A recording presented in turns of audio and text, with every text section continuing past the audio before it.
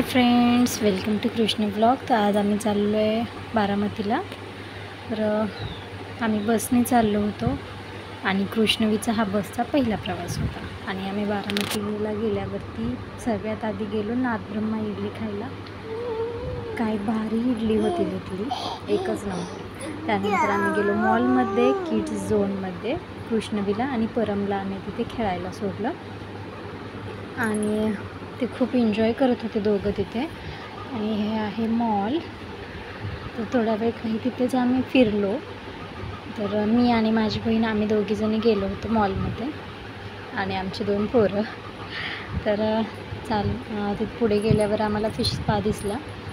खूप छान वाटत होतं बघायला, पण आम्हाला पाय सोडून बसायची हिंमत नाही झाली। मग आम्ही तिथून पुढे गेलो झुडिओमध्ये।